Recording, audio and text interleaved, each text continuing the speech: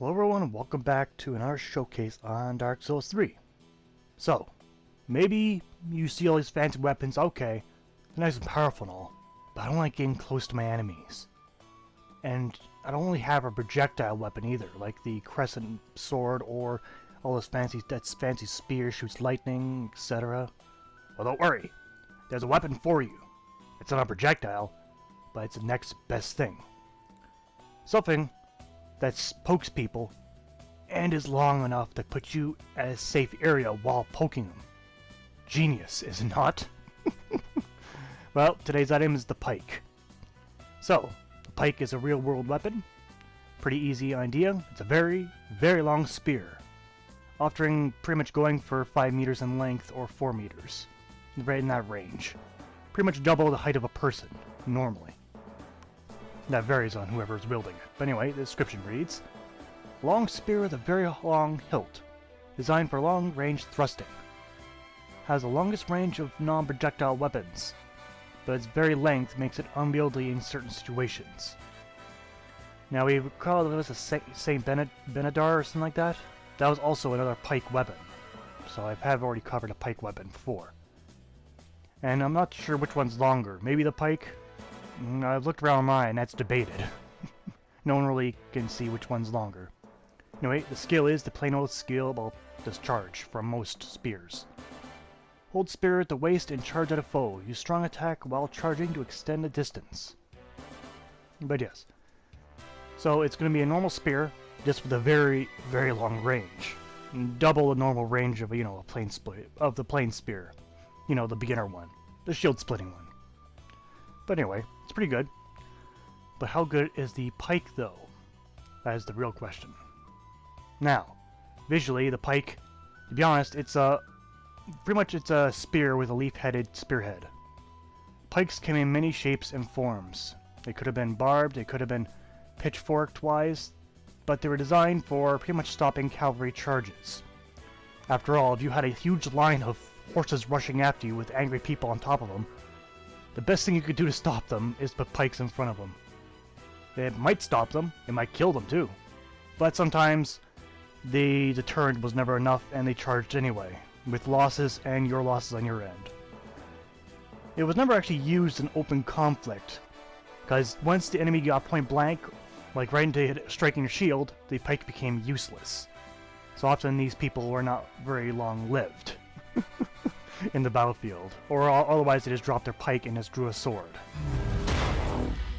So, in terms of stats, we got physical damage, and it's the basic damage of a normal spear. That's no real surprise here.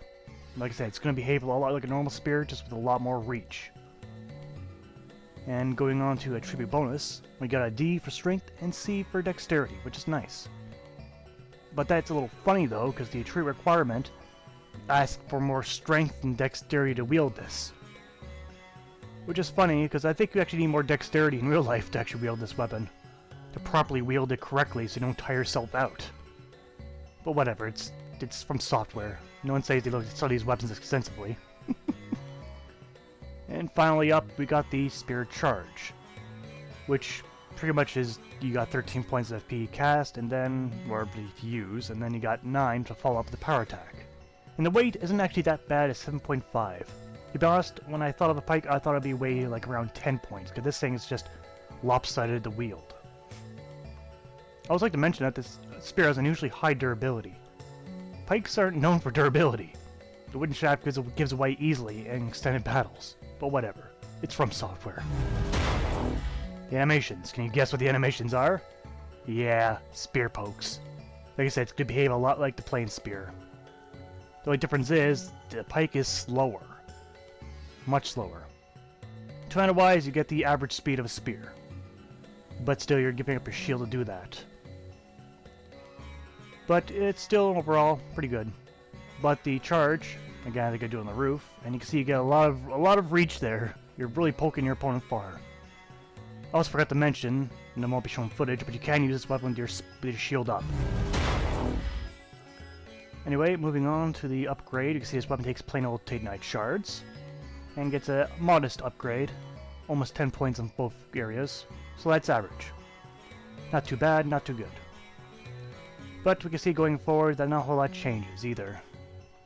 The trio bonus, meh, no change at all.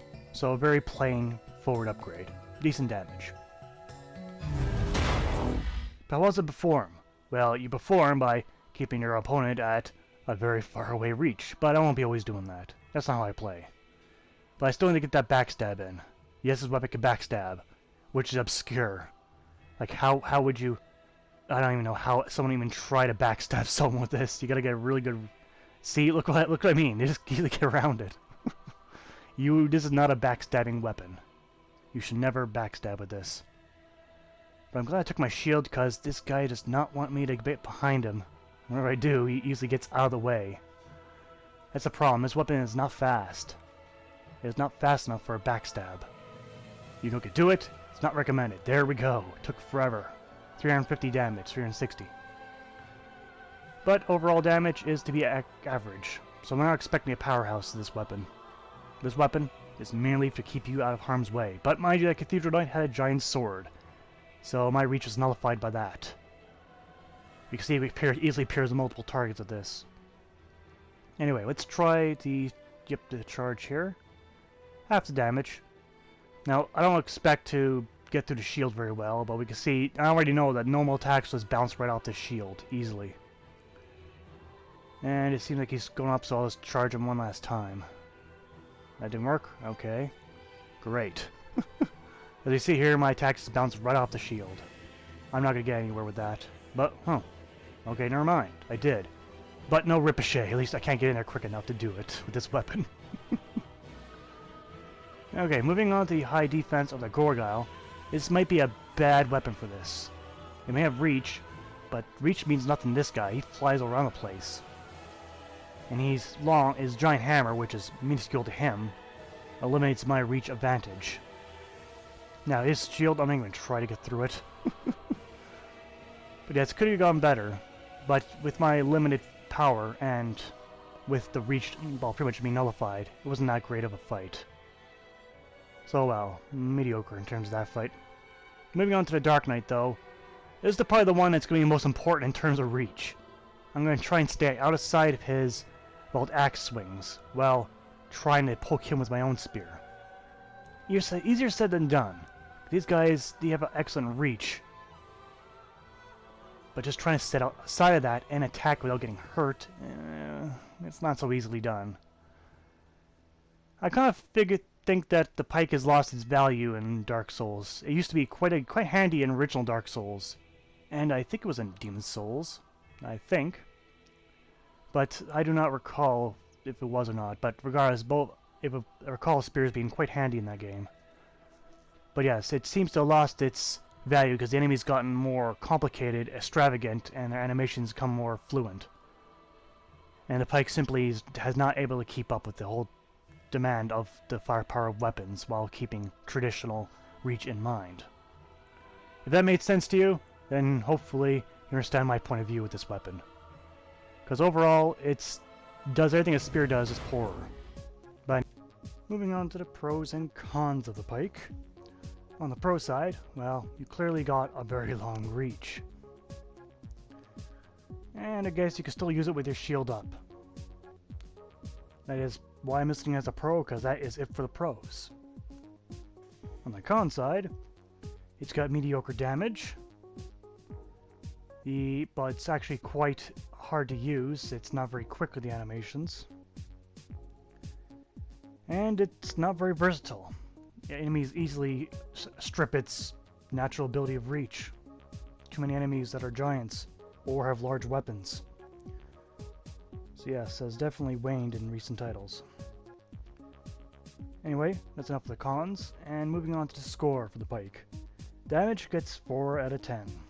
Pretty mediocre damage overall. Reach clearly gets 10 out of 10. No surprise there. Longest weapon in the game. At least not by non-projectile stats, anyway. Animations, though, gets 1 out of 10. It has all the basic animations of a spear, even the special, and in plain attacks, or single-handed attacks I should say, are slow, making it difficult to use. Bonus gets 5 out of 10. Fairly average, nothing special there. Miscellaneous, though, gets only 3 out of 10. because even though it has a great amazing reach, there are too many enemies to a third to even half the enemies in the game strip the natural ability and advantage this weapon's supposed to bring. So that is the unfortunate part of it. So in total, the pike gets 23 out of 50 points, which classifies as a bad weapon. It was stronger in previous titles, but that was then. This is now. This is Dark Souls 3. Oh well, what can you do? So the pike has waned in recent years, but chin up. It's not supposed to be used by, advanced players. When you get good at the game, get a good dodging, blocking, even parrying, the pike quickly becomes obsolete anyhow.